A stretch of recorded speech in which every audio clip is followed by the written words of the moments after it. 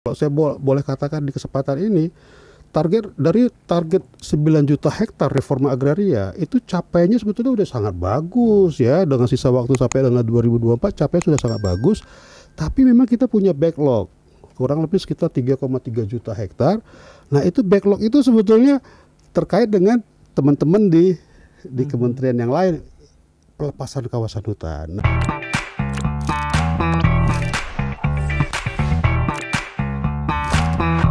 Sahabat Banten Podcast, jumpa lagi. Kita akan bincang serius dalam satu persoalan yang begitu penting karena selalu menyangkut kehidupan keseharian kita dengan persoalan tanah dan seringkali menjadi konflik yang mengemuka di sekitar lingkungan kita. Dan sudah hadir tamu-tamu spesial dari Banten Podcast. Sahabat pasti nggak akan menduga. Pejabat-pejabat penting sudah berada di studio kita saat ini. Saya akan perkenalkan satu persatu. Yang pertama Pak Hermawan SEMM. Ya. Beliau adalah tenaga ahli Menteri Agraria dan Tata Ruang, Kepala Badan Pertanahan Nasional, dan juga salah satu komisaris di salah satu perusahaan negara. Ya. Apa kabar Pak Hermawan? Baik, Pak Iksan. Terima kasih atas undangannya, kesempatannya. Terima kasih Pak. Satu lagi, Pak Rudi Rubijaya SPMSC. Beliau adalah Kepala Kantor Wilayah BPN Provinsi Banten. Apa kabar Pak? Baik, terima kasih kesempatannya Pak. Assalamualaikum warahmatullahi wabarakatuh. Waalaikumsalam warahmatullahi wabarakatuh. Sahabat, kita akan bicara tentang reforma agraria. Tentu bahasa ini sebenarnya nggak asing, selalu berseliweran di tengah kita, tapi juga saya nggak tahu apakah Anda ngerti atau enggak. Yuk kita bahas. Saya mulai dari Pak Hermawan. Pak Hermawan, reforma agraria dalam satu pengertian yang paling sederhana untuk masyarakat umum, apa yang bisa diartikan? Oke. Reforma agraria, kalau kita artikan secara sederhana, itu adalah upaya pemerintah dalam menciptakan keadilan berbasis pertanahan, ya, keadilan kepada masyarakat berbasis pertanahan, sekaligus juga bagaimana melalui pertanahan tersebut kita bisa menciptakan kesejahteraan bagi masyarakat di Indonesia. Karena kita tahu masih ada kurang lebih 26,5 juta penduduk Indonesia yang masuk dalam garis kemiskinan, dan itu ekuivalen atau setara kurang lebih 9,71% dari populasi penduduk Indonesia saat ini. Jadi upaya pengentasan kemiskinan tersebut salah satunya dilakukan oleh pemerintah, dalam hal ini Pak Presiden Jokowi, melalui kebijakan reforma agraria. Kebijakan reforma agraria ini sebetulnya melengkapi berbagai kebijakan Pak Presiden atau pemerintah dalam pengentasan kemiskinan. Mungkin kita pernah dengar juga ada program penanganan jaringan sosial, ya, ada bantuan langsung tunai, bantuan tunai, kemudian bantuan sembako, bahkan dalam COVID ini ada juga bantuan sampai ke subsidi energi listrik dulu, ya. Bahkan juga ada bantuan untuk kesehatan. Nah, reforma agraria itu adalah salah satu instrumen kebijakan strategis dari pemerintah untuk melengkapi, ya. Kalau yang tadi itu mungkin sifatnya adalah bantuan yang itu kepentingan jangka pendek, tapi reforma agraria bagaimana kita menciptakan kesejahteraan dan keadilan di bidang pertanahan untuk jangka waktu yang panjang, gitu ya. Mungkin saya sedikit menjelaskan lagi.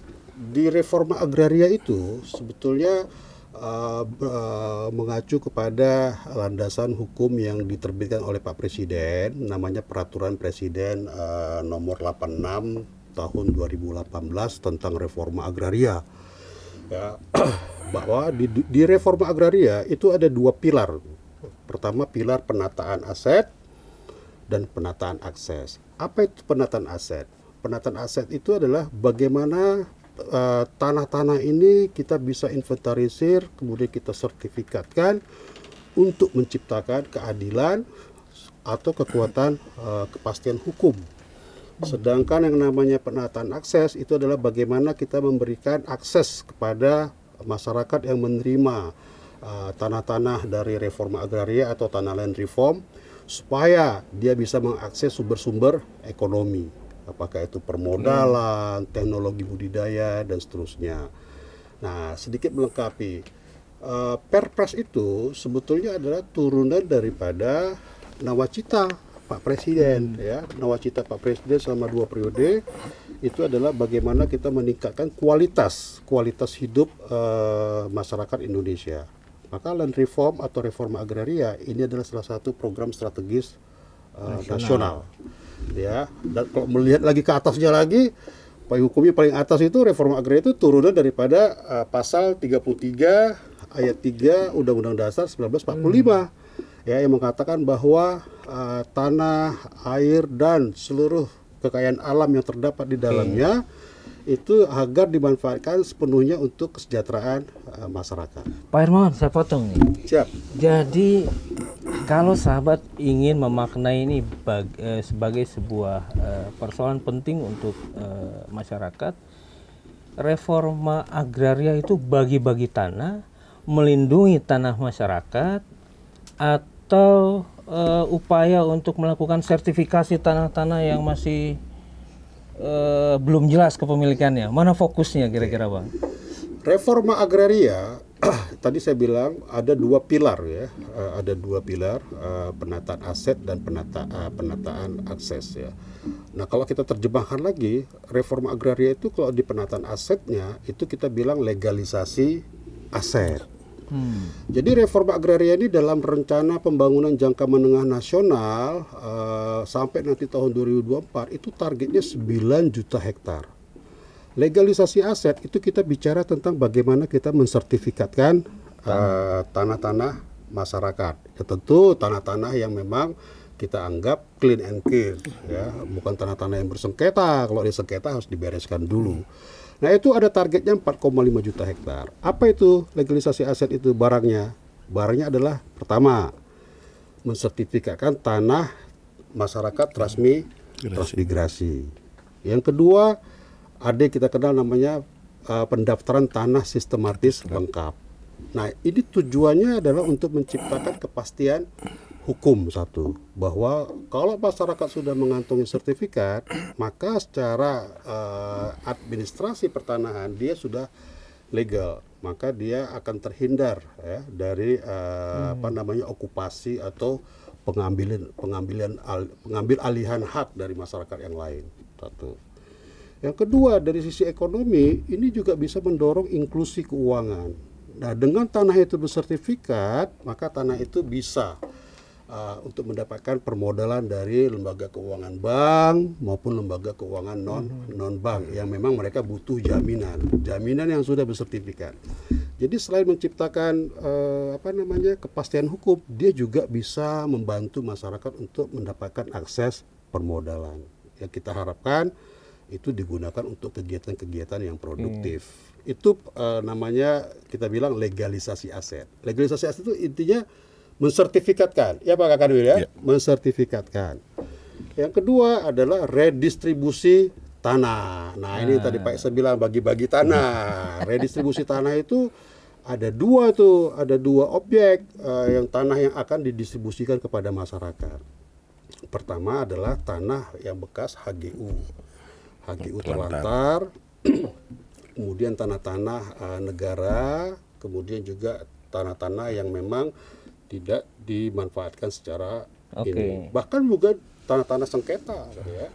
Nah, itu kita distribusikan ke masyarakat. Nah, masyarakatnya siapa yang menerima? Itu udah ada aturannya dalam peraturan presiden tadi, udah diatur bahwa masyarakat yang berhak untuk mendapatkan lahan itu adalah masyarakat yang memenuhi kualifikasi tadi, ya, petani, nelayan, buruh, yang memang mereka itu harus ditingkatkan kesejahteraannya untuk pengentasan kemiskinan tadi, gitu ya. Bukan orang-orang nggak termasuk, Pak. Pak Ihsan kan udah makmur, ya kan, tadi kan konteksnya kan memakmurkan atau mensejahterakan. Kalau yang sudah makmur dan sejahtera, ya jangan lagi, gitu ya kan. Oke, Pak Kakanwil bisa nambahin kali, Pak Kakanwil. Pak, kita ke Pak Rudi sekarang. Pak, ada persoalan agraria nggak di Banten? Atau bagaimana ini perspektif reforma agraria di Banten ini? Baik Pak, terima kasih Pak. Jadi memang Indonesia ini memang beragam ya Pak ya. Lain lubuk, lain ikannya. Nah tentu juga target reforma agraria juga sangat bervariasi di berbagai daerah. Kalau kita lihat mungkin di Kalimantan itu banyaknya dari kawasan hutan misalnya Pak ya. Di Jawa ini kebanyakan karena nilai tanah tinggi itu Pak. Itu memang banyak yang kita coba selesaikan konflik tanah-tanah ex-HGU, konflik tanah-tanah yang memang belum dimanfaatkan. Meskipun ternyata di Banten pun ada Pak yang terkait kawasan hutan. Kita lihat misalnya dari tanah Taman Nasional Gunung Halimun Salak Pak. Itu ada yang sudah kita lakukan penataan batasnya sehingga tanah masyarakat belum masuk kawasan hutan sekarang sudah dikeluarkan dan sudah kita redistribusi Pak, sudah kita sertifikatkan di Lebak itu dan itu sedang terus kita lakukan, sudah kita lakukan dari sejak tahun 2018 dan terus berlanjut sampai sekarang. Itu yang dari kawasan hutan Pak. Ya, kemudian ada penyelesaian konflik. Nah ini yang menarik Pak. Di Banten ada beberapa konflik yang sedang kita selesaikan. Seperti mungkin menarik perhatian media beberapa waktu lalu misalnya di Wonosalam ini masih on proses Pak. Kemudian juga di Lebak ada satu lagi yang sedang kita selesaikan. Mudah-mudahan tentu dengan dukungan semua pihak kita bisa berikan solusi yang terbaik yang bisa diterima semua. Makanya memang penyelesaian ini memang cukup membutuhkan waktu karena kita juga ingin penyelesaian tuntas ya Pak ya. Kalau boleh pinjam istilah Pegadaian, menyelesaikan masalah di kemudian hari. Siap Bapak. Dan itu tadi Pak, kita tidak berhenti hanya sertifikasi Pak sebetulnya. Kita juga dorong bagaimana misalnya kita inventarisir. Memang kita semua paham banyak masyarakat membutuhkan tanah ya Pak ya. Dari hasil inventarisasi kita ada berapa yang memang bisa kita temukan tanah ex-HGU misalnya di Pandeglang gitu Pak. Sekarang jadi kampung reforma agraria di Mekarsari.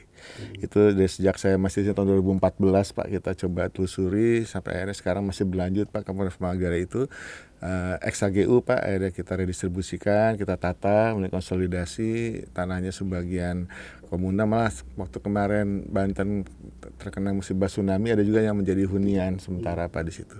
Nah itu yang kita lakukan Pak mudah-mudahan dengan berbagai upaya ini kita bisa memberikan kepastian untuk masyarakat di Banten sekaligus mensejahterakan. Kalau potensi konflik pertahanan di Banten di mana yang paling tinggi Pak? Di antara 8 kabupaten kota. Tipologinya beda-beda Pak. Beda-beda. Kalau di sekitar Tangerang kan relatif urban ya Pak ya. Konfliknya karena masalah tanah yang cukup tinggi ya itu Pak. Itu mungkin dulu ada konflik tanah-tanah hak lama Pak. Dulu misalnya ada SK Kinak, ada Egendom. Nah itu yang di Perpres di PP dan Perpres 18 tahun 2021 memang sudah kita tegaskan bahwa hak-hak lama itu hanya sebagai penunjuk Pak, semuanya masih dikuasai fisik, data-data itu sebagai penunjuk untuk penelusuran riwayat tanahnya.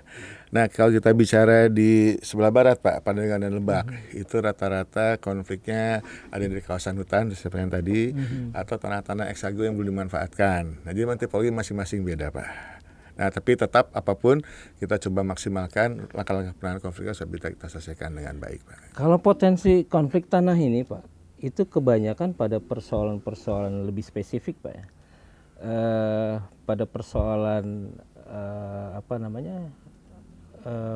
perebutan atau pertengkaran antar hak milik atau perbenturan antara industri dengan masyarakat. Jadi gini Pak, memang premis awalnya pasti di mana-mana Pak, kenaikan nilai tanah itu berpotensi ada semacam korelasi lah Pak dengan potensi konfliknya, gitu ya Pak ya. Kalau boleh saya seperti itu. Nah memang di Jawa ini lahan terbatas Pak, tanah ini terbatas, sementara jumlah penduduk naik terus. Nah itulah yang akhirnya terjadi kompetisi perebutan itu ya. Seperti Pak sampaikan tadi, mungkin juga ada kompetisi antara penggunaan tanah. Kita kemarin baru ini Pak Dirjen Pengendalian baru kesini terkait dengan lahan sawah yang dilindungi Pak. Kita punya kepentingan juga untuk menjaga sawah, namun di sisi lain juga kita pemerintah daerah dan masyarakat juga banyak membutuhkan tanah untuk industri, untuk perumahan dan sebagainya. Ini perlu diseimbangkan. Nah ini pun juga kemarin kami dan Pak Dirjen Pengendalian juga keliling ke kabupaten kota Pak Serang, Cilegon, kemudian juga Lebak, kemudian Tangerang, di kota dan kabupaten Tangerang, bagaimana kita bisa memetakan mana sih sawah-sawah yang masih perlu kita lindungi. Ya, Nah, Pak ya. Pak Rudi, Kemudian ya siapa? satu lagi, ini biar sahabat ngerti, semua persoalan tanah itu urusannya BPN Pak ya. Siap. Artinya nggak ada Nah, pihak-pihak izin lain. Pak, ini kebetulan ini terima kasih Pak, ini saya diajak Pak Herbang sini masih dapat kesempatan. Mohon izin Bapak, kalau boleh saya jelaskan, BPN ini kewenangannya sebenarnya di luar kawasan hutan, Pak. Jadi kalau konfliknya misalnya dengan perhutani, Pak, itu mohon maaf kami memang tidak punya kewenangan, gitu Pak. Atau penguasaan masyarakat di dalam kawasan hutan, itu jurisdiksinya bukan di kami, Pak, gitu. Cuma karena namanya Badan Pertanahan Nasional, orang berpikir semua konflik itu ke BPN, gitu Pak. Tapi kalau dia masuk dalam kawasan hutan seperti tanah perhutani, tanah kawasan hutan, hutan lindung, taman nasional, itu jurisdiksinya ada di Kementerian Kehutanan. Kami tidak berwenang untuk mensertifikatkan. Bahkan baru ngukur sekalipun kami bisa ditangkap gitu Pak. Gitu ya, Pak ya. Itu yang pertama Pak. Kemudian juga terkait dengan penyelesaian konflik. Nah ini perlu dipahami juga. BPN ini ibaratnya sebetulnya ini saya mengutip ucapan Pak Menteri ini Pak Sri sampaikan. BPN ini ibaratnya penghulu Pak. Mengawinkan pengantin pria dengan pengantin wanita. Mengawinkan antara orang dengan tanah. Atau kalau konflik bisa mengawinkan kepentingan para pihak yang terkait. Sepanjang kepentingan para pihaknya belum ketemu, ya kami sulit menindaklanjuti. Ini Pak yang perlu dipahami. Kami sebenarnya berharap konflik-konflik bisa selesai dengan damai. Kami memfasilitasi. Kami coba tegakkan aturan, kami sampaikan. Namun demikian kembali lagi para pihak yang punya peranan sentral di sini Pak. Gitu. Tapi tetap kami berusaha mendudukan sesuai dengan aturan bagaimana supaya kita bisa temukan solusi terbaiknya Pak. Ini sebenarnya seperti itu Pak. Seperti analogi tadi, kalau para pihaknya sudah damai ya tentu dengan senang hati BP tidak menindaklanjuti ya Pak ya. Kalau misalnya sama seperti sertifikasi, kalau pemohonnya memenuhi syarat yuridis, kemudian secara fisik tanahnya juga memenuhi syarat, pasti kita kawinkan jadilah sertifikat, jadilah surat kawin, intinya gitu barangkali Bapak. Satu lagi buat Pak Rudi. Siapa Pak? Ini sering di media ini kan konflik tanah itu karena muncul adanya dua sertifikat yang sama pada objek yang dua sertifikat yang pada objek yang sama. Pada objek yang sama. Itu bisa muncul gitu seperti apa? Siapa Pak? Perkiraan? Ini memang sebelumnya saya perlu mohon maaf dulu pada semua pihak kalau terkait hal seperti ini, memang kemungkinan bisa banyak Pak. Jadi perlu saya sampaikan teknologi pemetaan dan pengukuran juga berkembang banyak Pak. Dulu mungkin ngukurnya masih pakai meteran, belum ada titik ikat, belum pakai koordinat, sehingga hasil pengukuran itu masih dalam tanda kutip melayang-layang, belum landing Pak istilahnya. Nah kita juga punya misalnya sekarang teknologi sudah lebih canggih, pemetaan kita sudah lebih baik. Nah ada juga barangnya dulu sertifikat lama Pak, yang belum duduk pada tempatnya. Mungkin Bapak dulu punya sertifikat zaman dulu orang tua Bapak nggak pernah dijual, nggak pernah diagunkan, jadi sertifikat itu duduk manis dalam lemari, dalam laci gitu kan, tidak pernah diplotingkan. Nah ini yang perlu kita landingkan Pak, kita dudukan dalam peta penuh. Makanya pada sistematis lengkap ini Pak, PTSL ini tidak hanya mensertifikatkan, tetapi juga ada produknya yang keempat itu Pak, klaster 4, itu mendudukan bidang-bidang tanah kepada peta penataan kita sehingga terpetakan dengan baik dan benar gitu Pak. Dulu mungkin bidang tanahnya belum ada jalan Pak, sekarang ada jalan, kepotong jalan, kepotong saluran, trotoar dan sebagainya, itu juga kita dudukan semua. Nah sering tadi overlap karena dulu bidang tanahnya belum landing gitu Pak. Kemudian terjadi misalnya pada saat dilandingkan ternyata bidang tanah itu kebetulan tidak ditempati, dulu pernah ada orang mohon. Nah BPN ini kan sebetulnya di ujung akhir pelayanan Pak, tidak mungkin keluar sertifikat kalau tidak ada dokumen yang mendahului, misalnya keterangan tidak sengketa dari desa, pas diukur di lapangan ternyata nggak diukur aset fisik, pihak lain bisa ngukur bebas tanpa ada keberatan. Pengumuman udah kita umumkan di desa 2 bulan ternyata nggak ada keberatan gitu Pak. Nah inilah kalau boleh saya bilang series of coincidence, rangkaian ketidaksengajaan, akhirnya terbit sertifikat. Nah, namun demikian sekarang Pak kita sudah ada metode yang lebih canggih, kita coba ukur. Karena PTSL kita tidak hanya mensertifikatkan Pak, tapi juga mendudukan semua bidang tanah. Nah, kalau ada konflik, ada misalnya overlap, kita akan telusuri Pak masing-masing wilayahnya seperti apa gitu Pak, sehingga kita bisa temukan langkah-langkah penyelesaiannya gitu Pak, itu ya gitu. Saya kembali lagi ke Pak Hermawan. Siap Bos. Dalam reforma agraria Pak, apakah juga berurusan dengan RT RW? berurusan dengan peruntukan tanah, mana untuk pertanian, mana untuk perumahan, mana untuk industri, dan prosesnya seperti apa itu, Pak? Ya, harusnya dia ini ya beriringan ya, karena dengan adanya Undang-Undang Cipta Kerja yang baru ini, kan tujuannya bagaimana menyederhanakan perizinan. Salah satu upaya untuk kita bisa menyederhanakan perizinan itu adalah alatnya adalah RDTR, Rencana Detail Tata Ruang. Sehingga dengan ada RDTR tersebut, masyarakat sudah tahu tuh ya mana lahan ini peruntukannya untuk apa, lahan ini peruntukannya untuk apa. Kalau dia mau seperti ini perizinannya mau seperti apa. Nah, RDTR ini kan nanti akan terintegrasi dengan istilahnya itu apa ya, online online single submission. Jadi dia bisa lakukan self assessment untuk bisa mendapatkan perizinan ya. Intinya kan supaya tidak terlalu ribet urusan investasi. Harusnya kegiatan reforma agraria, redistribusi lahan itu harusnya memang ngelik tuh ke RDTR.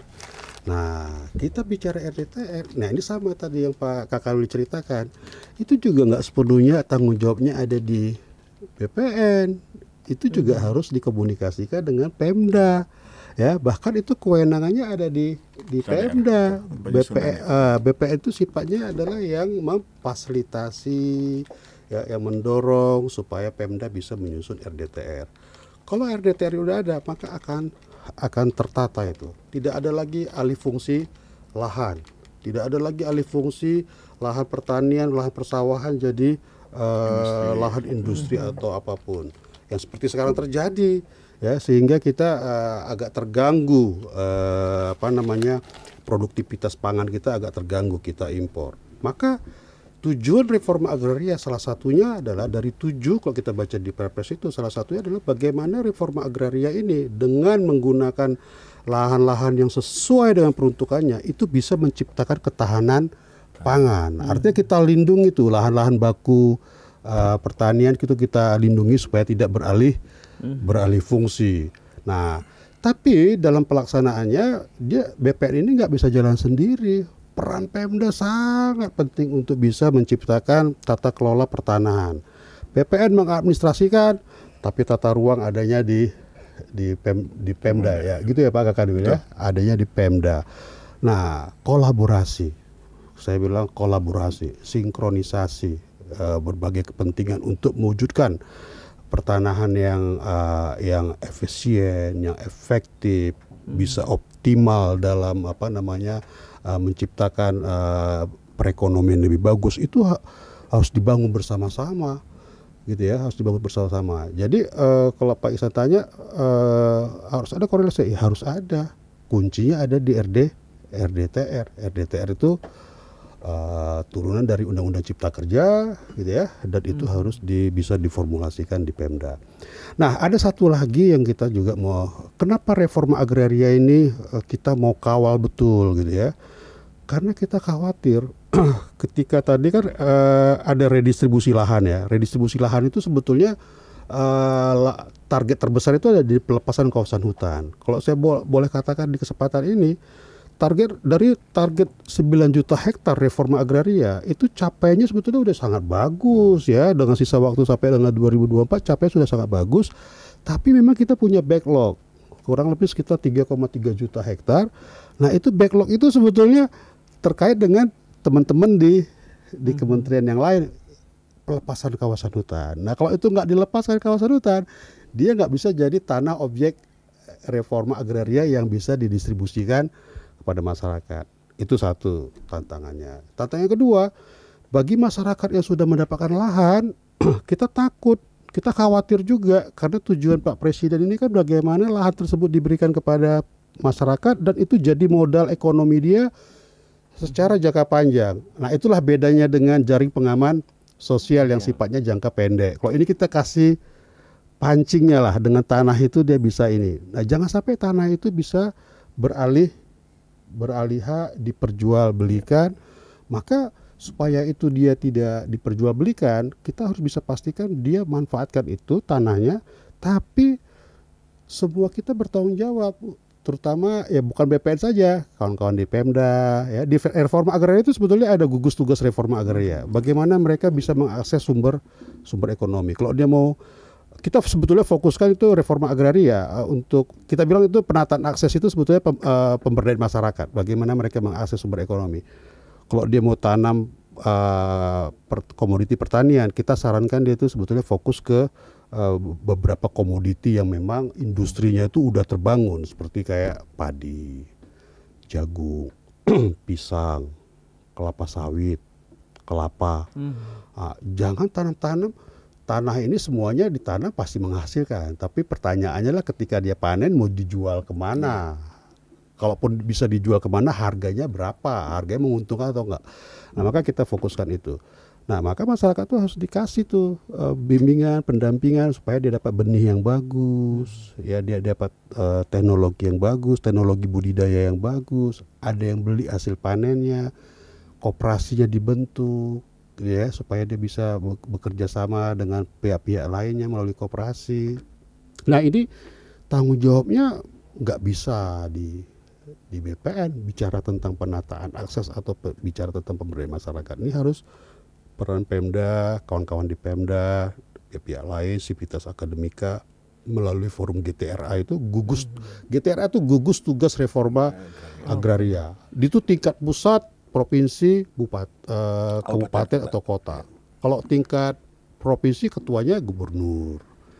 Pelaksana hariannya Pak Ruby, Kanwil. Kalau di tingkat kabupaten kota ketuanya Pak Bupati atau Wali Kota. Pelaksana hariannya kepala kantor pertanahan di daerah masing-masing. Nah, mereka tuh harus rapat, harus sering berkoordinasi, harus sering berkomunikasi bagaimana tanah-tanah yang diberikan kepada masyarakat ini bisa dimanfaatkan supaya tidak diperjualbelikan.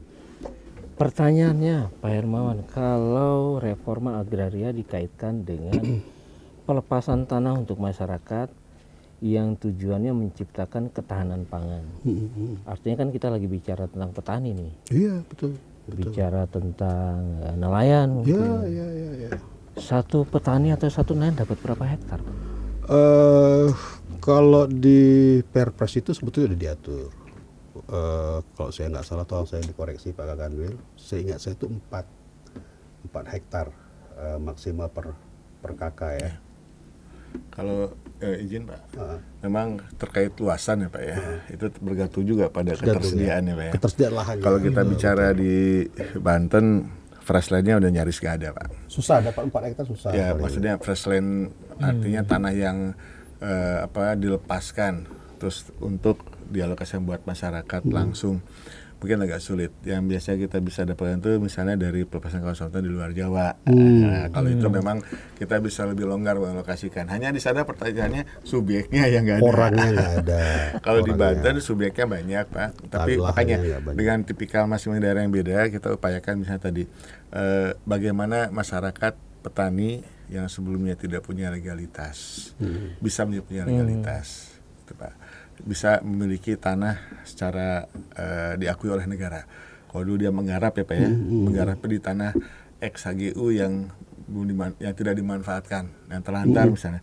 Nah, bagaimana dia kalau dulu menggarap sekarang menjadi pemilik, dan setelah menjadi pemilik kita bisa sejahterakan. Nah, itu juga langkah-langkah reforma agraria Pak.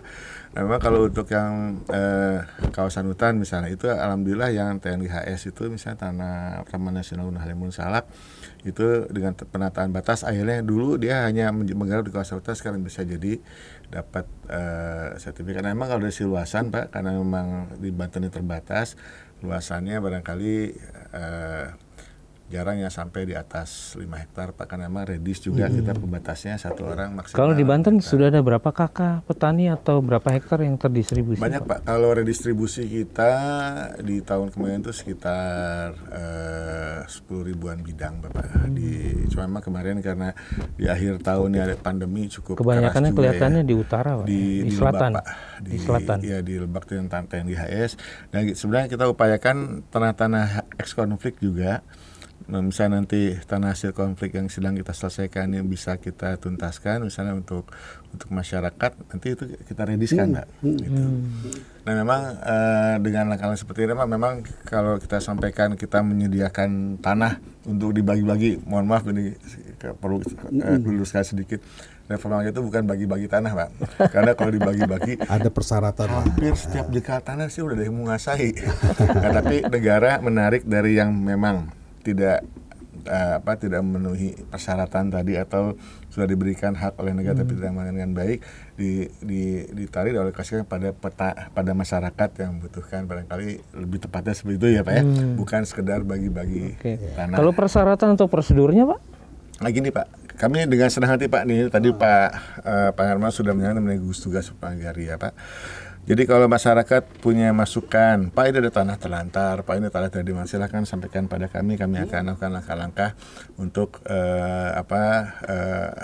untuk meneliti, apabila itu memenuhi syarat kita lakukan langkah-langkahnya.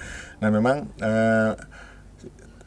syarat-syarat yang umum ada bisa lihat di Perpres 18 ya Pak ya. Jadi sudah dewasa, kemudian juga bersedia untuk memanfaatkan tanah redistribusi itu Pak.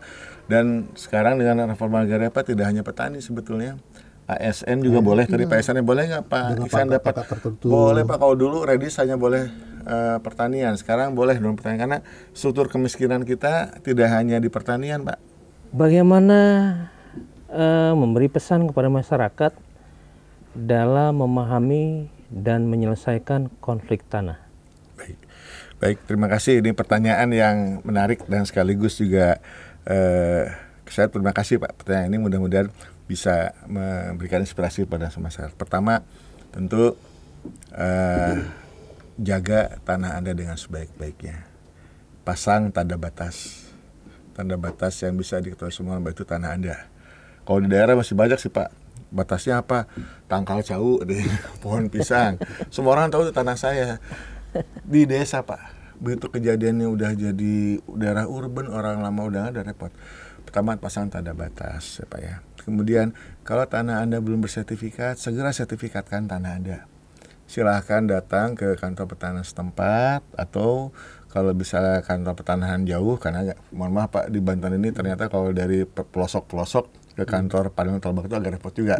Beda kalau Tangerang mungkin akses bagus. Paling datang ke desa dulu. Tanya status tanah Anda, apakah misalnya ada PTSL di sana. Kalau ada PTSL, silakan koordinasi dengan desa minimal, atau karena sekarang sudah zaman media sosial Pak, ikuti bisa ke channel media sosial kami, sampaikan masukan-masukan, gitu ya Pak ya. Nah, kemudian setelah tanah Anda bersertifikat, simpan sertifikat Anda baik-baik. Jangan sampai hilang, gitu ya Pak ya. Dijaga dengan baik dan juga disampaikan ke keluarga satu tempat yang aman Pak.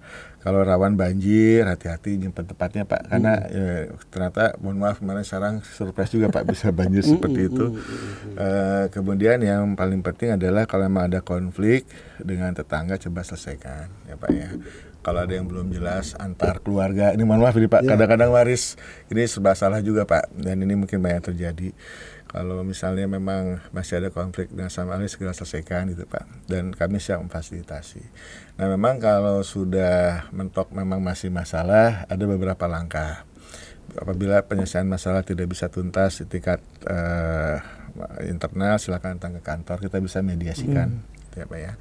Kalau mediasi 3 kali tidak menemui solusi, silakan menempuh jalur hukum. Nah itu sekali lagi untuk mencegah konflik, yang pertama tentu jaga fisik tanah Anda, kemudian juga jaga alas kepemilikan atau sertifikat. Kalau belum sertifikat, segera sertifikatkan, kami BPN siap membantu. Kalau biaya proses sertifikat berapa Pak? Kalau untuk PTSL Pak, biaya sertifikasinya gratis. Namun demikian ada biaya sebelum bisa memenuhi satu sertifikat. Misalnya tadi Pak, kalau tanahnya atas nama orang tuanya sudah meninggal, nah harus buat keterangan waris, biar keterangan waris memang tidak di cover gitu Pak. Atau kalau tanahnya luas, kemudian di atas nilai tidak kena BPHTB, nah, otomatis bayar BPHTB ke Pemda. Memang ada solusi Pak, untuk yang BPHTB-nya harus dibayar, nah itu kita apabila tidak mampu bisa dibuatkan surat keterangan untuk BPHTB terhutang. Nanti pada saat tanahnya dijual, nah baru nanti BPHTB-nya dibayar. Itu solusi seperti itu, ya Pak ya. Jadi memang kalau biaya sertifikasinya gratis, namun demikian pra atau nanti pasca misalnya pajaknya emang itu karena BPHTB mungkin juga Pemda Pak, bukan ke BPN, gitu Pak. Gitu Pak. Siap. Nah, terakhir ke Pak Hermawan. Apa indikator keberhasilan sebuah reforma agraria yang terjadi di Indonesia pada tingkat kesejahteraan sasaran dari reforma agraria itu sendiri? Oke, pertama tanahnya nggak diperjualbelikan karena itu amanah dari negara untuk rakyat. Yang kedua, Pemda berkolaborasi dengan stakeholder BPN dan stakeholder terkait Civitas Akademika harus mengawal program reforma agraria ini supaya masyarakat yang mendapatkan tanah tadi itu bisa mengakses sumber-sumber ekonomi. Bahkan mungkin difasilitasi juga untuk bisa bekerja sama dengan korporasi-korporasi yang besar dalam pemanfaatan lahannya, sehingga korporasi itu bisa membantu dalam hal teknologi budidaya, pembelian hasil panen, penyediaan bibit, dan seterusnya. Karena kita tahu tanah bisa ditanamin apapun, kita tahu dia pasti akan berbuah, tapi kan ada yang buahnya banyak, ada yang buahnya sedikit. Nah, kita mau buahnya banyak. Kalau buahnya banyak perlu teknologi budidaya yang baik. Yang ketiga, paling jauh outcomes-nya itu adalah harus bisa menciptakan sumber pendapatan. Itu yang paling penting. Sumber pendapatan yang bisa mengangkat mereka keluar dari garis kemiskinan. Kalau BPS kan bilang definisi kemiskinan itu konsumsi per bulannya baik untuk kebutuhan pangan maupun non pangan per kapita per bulan itu minimal 486.000 rupiah. Itu tergantung daerahnya, 486.000. Kalau dia punya 4 atau 5 jiwa, berarti satu keluarga itu per bulan harus punya penghasilan minimal 2,4 atau 2,5 juta per bulan. Nah, bagaimana reforma agraria melalui legalisasi aset, melalui redistribusi tanah itu harus mampu membawa masyarakat keluar dari garis kemiskinan, dan itu nggak bisa dikerjakan sendiri oleh BPN. Butuh kolaborasi. Terus maka di GTRA sekali lagi ketuanya kalau di tingkat kabupaten kota adalah Bapak Bupati atau Wali Kota, pelaksana hariannya adalah BPN. Nah, ini yang mungkin perlu dibangun kolaborasi ini. Itu Pak Iksan. Oke. Terima kasih Pak Hermawan, Pak Rudi. Sahabat, manusia dan tanah tidak mungkin diputuskan hubungannya, dan insya Allah banyak inspirasi, banyak ilmu yang kita dapat dari bincang-bincang ini. Silahkan berikan pertanyaan-pertanyaan jika Anda memiliki persoalan dengan reforma agraria, dan kita akan sampaikan pertanyaan itu pada Pak Hermawan dan Pak Rudi. Siap. Kita akan kembali pada diskusi tentang reforma agraria ke depan. Assalamualaikum warahmatullahi wabarakatuh. Waalaikumsalam warahmatullahi wabarakatuh. Terima kasih Pak.